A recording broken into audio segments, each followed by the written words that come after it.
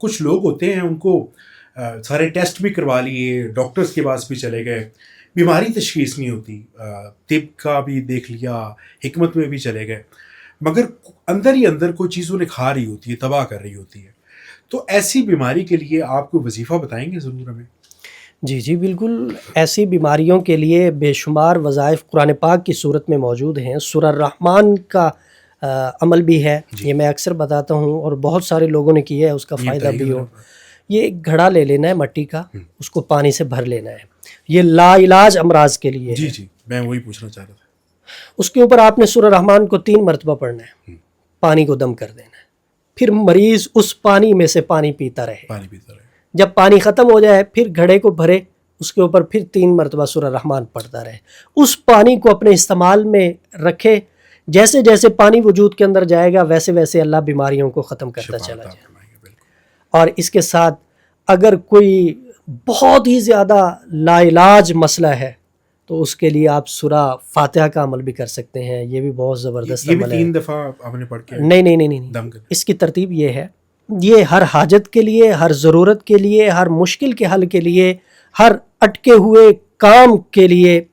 شادی کا مسئلہ ہے تو اس کے لیے، مطلب کوئی بھی آپ کا مسئلہ ہے تو آپ اس کے لیے اللہ کے حضور آپ پیش ہو سکتے ہیں. بالکل. ترتیب یہ ہے کہ آپ نے فجر کی سنتیں پڑھنی ہے. جیسے ہی اذان ہو ویسے ہی آپ 2 رکعت نماز سنت پڑھ لیں.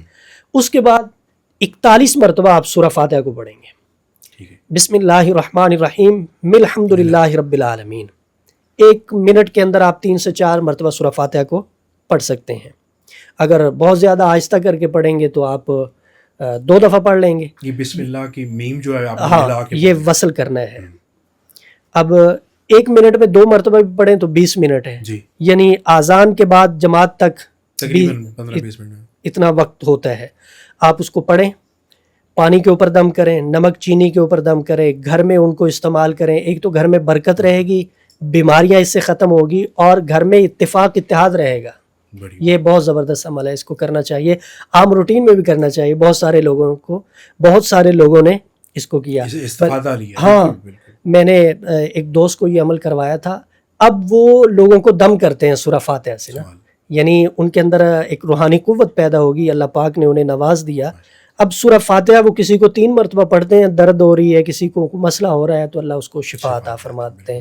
وہ صحابی کا بھی واقعہ ہے نا کہ انہوں نے جب دم کیا تھا 40 بکریاں لی تھی تو معاملہ حضور کی خدمت میں آیا. آپ نے صحابی سے پوچھا کہ دم کیا کیا تھا؟